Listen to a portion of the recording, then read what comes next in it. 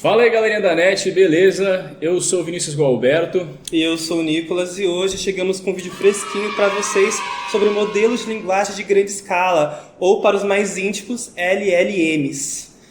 E nesse vídeo aqui a gente vai mostrar para vocês um pouquinho na prática de como se utilizar um LLM. A gente vai mostrar o básico para vocês de como aplicar na prática e colocar um pouquinho também de uma dose de expertise. Mas não precisa ficar preocupado com isso não, porque não precisa nem ser um profissional da tecnologia que entende muita coisa para poder se dar bem com isso daí. Então segurem aí que o vídeo de agora já vai começar.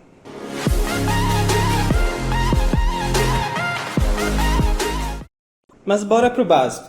Afinal, o que é um modelo de grande escala? Se vocês já conhecem mais ou menos o que é o ChatGPT, vocês já estão mais ou menos no caminho certo.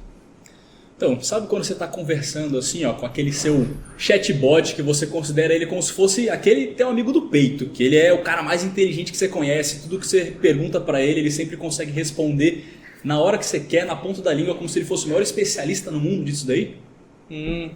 Mas e a parte de grande escala? Qual a diferença de uma linguagem de escala normal? Afinal, então, por que é grande? Tipo, a fonte, a quantidade de informações dentro dessa escala?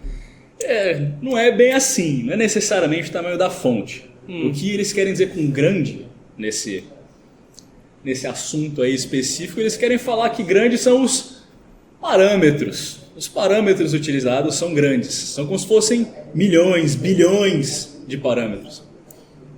Esses parâmetros, eles vão ser como se fossem neurônios do cérebro do modelo. Eles ajustam os pesos que decidem como o texto vai ser processado. Quanto mais parâmetro for colocado, mais capacidade o modelo vai para entender as nuances que essa linguagem vai ter, como se fosse sarcasmo ou algum contexto histórico, ou até mesmo algum duplo sentido, né?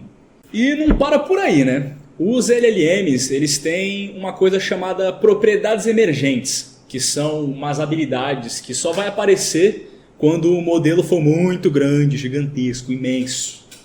Uma delas é uma propriedade chamada Zero Shot, ou Shot Zero. E ela vai ser utilizada quando o programa tem que lidar com alguma habilidade que ele não possui naturalmente. Como, por exemplo, você pega um texto em uma linguagem completamente louca, inusitada. Você acha que ele não vai traduzir o texto porque que você mandou? Ele vai, ele foi feito para isso. E isso daí é uma coisa revolucionária, né? Porque antigamente precisava de um monte de modelo para conseguir treinar isso daí. Precisava de um monte de rótulos para você conseguir treinar alguma coisa. Que era um trabalho chato, era demorado, era cansativo. Por exemplo, para você rotular um gato, você tinha que colocar 1000 fotos, mais de 1000 fotos falando o que era um gato. Sim. E com as LLMs, elas vão ter o treinamento autossupervisionado. E que são, tipo, a própria definição de um treinamento feito por elas mesmas, é como se elas usando com base a própria internet. Então é como se ela entrasse na internet e devorasse o máximo de informação possível para aprender a se comunicar com a gente e comunicar o que a gente quer saber da própria LLM em si. Como o modelo funciona? Simples, ele é treinado para tentar adivinhar as próximas palavras das frases que você mesmo completa no prompt. Então, tipo assim, vamos deduzir que você fala a cor da maçã é. O que você vai deduzir que seria a possibilidade de vir depois? Vermelho, não é?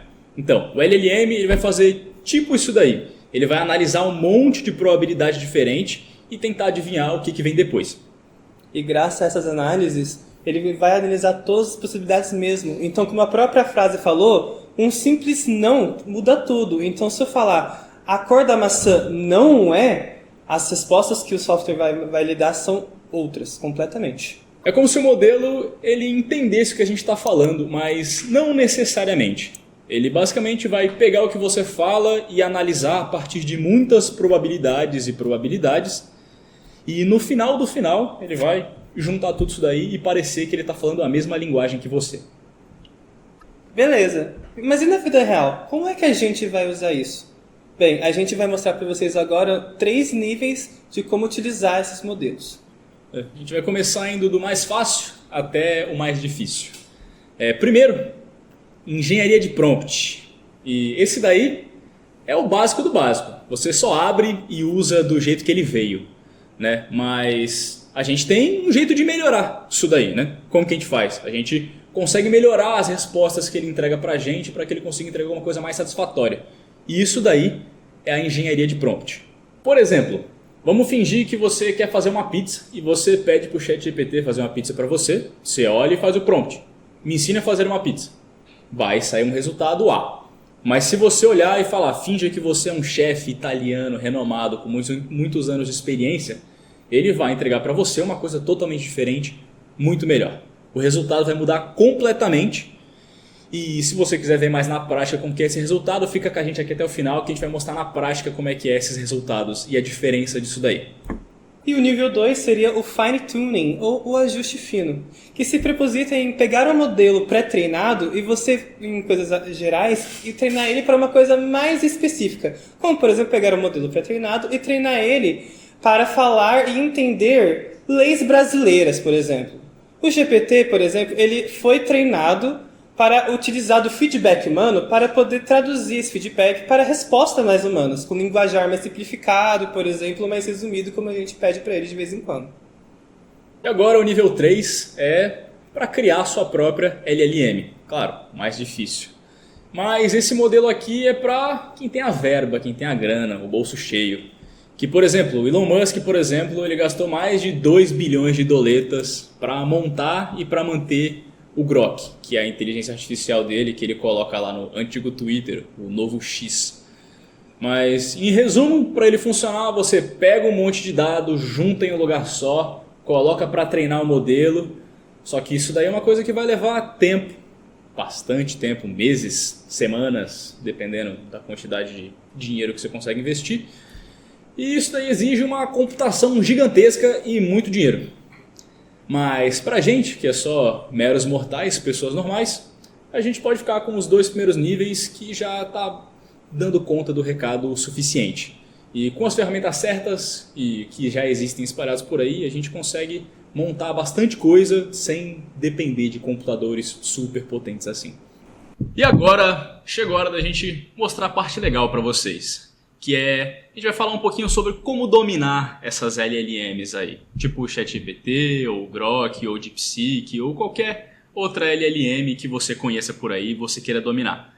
E a gente vai separar isso daí em 6 blocos diferentes para a gente conseguir explicar a vocês a partir de construções de prompt, né? Esses blocos vão ser tarefa, contexto, exemplares, persona, formato e o tom.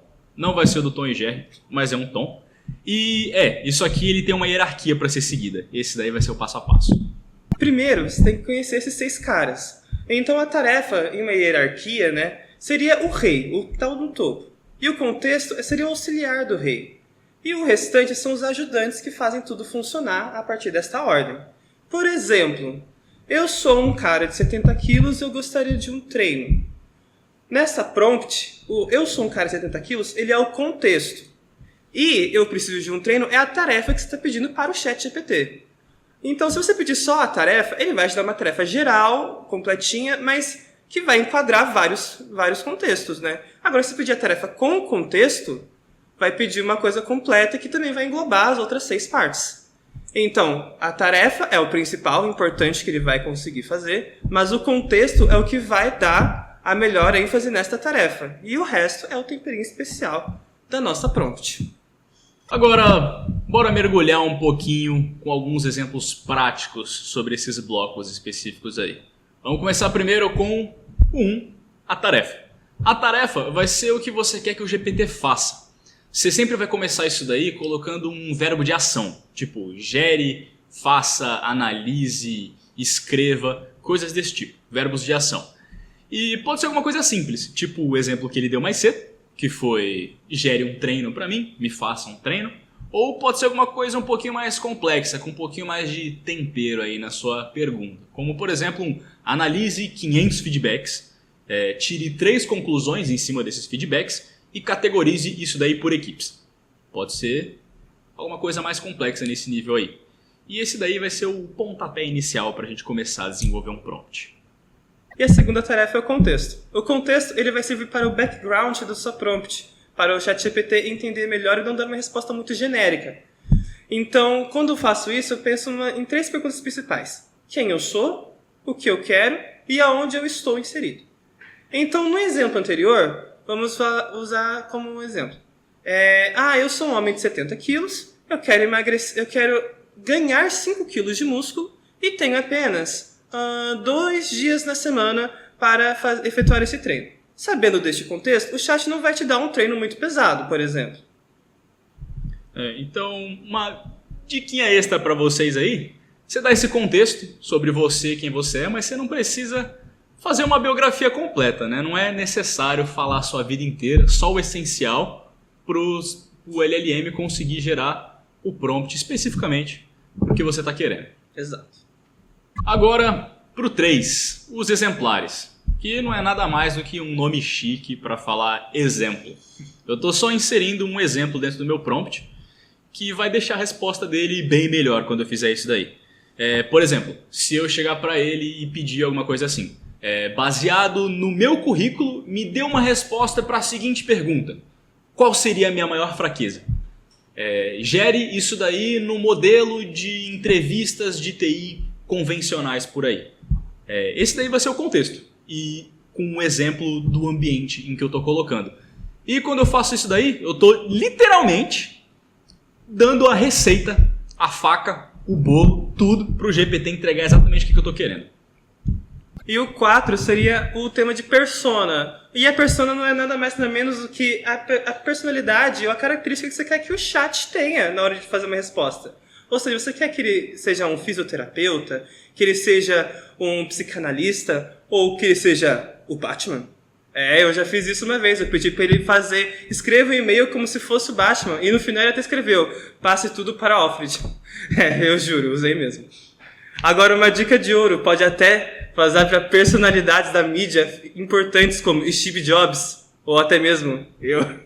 Não tem como.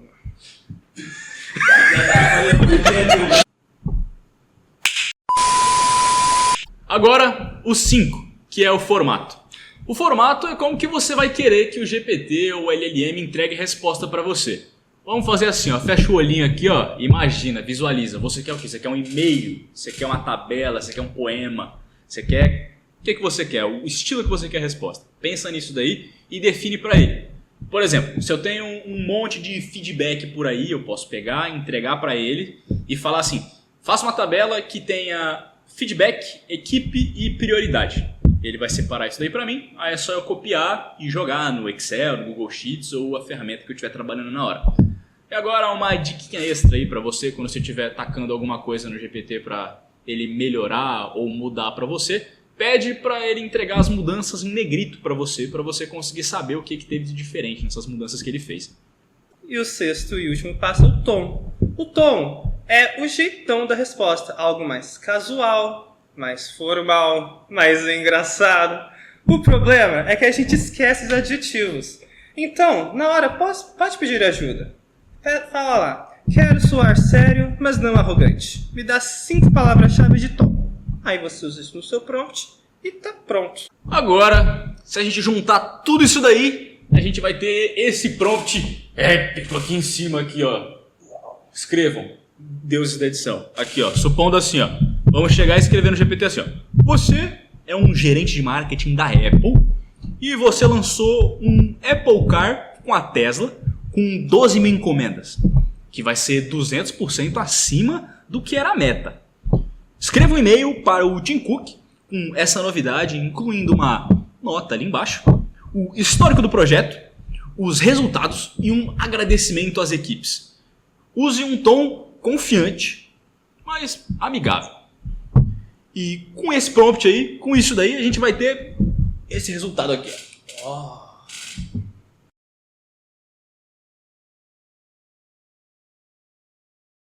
Se eu só disser, lançamos um Apple Car e tivemos muitas encomendas e escrevi e-mail para o chefe, vai ser algo muito genérico, afinal disse uma coisa muito abrangente.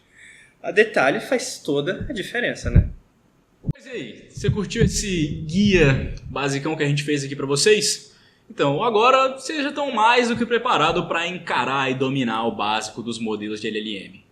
Então, bora colocar isso daí em prática, transformar a rotina de vocês com inteligência de verdade nesse mundo cheio de inteligência artificial. E não perde tempo não, hein? Valeu, obrigado pra todo mundo que assistiu e tamo aí na próxima. Fui!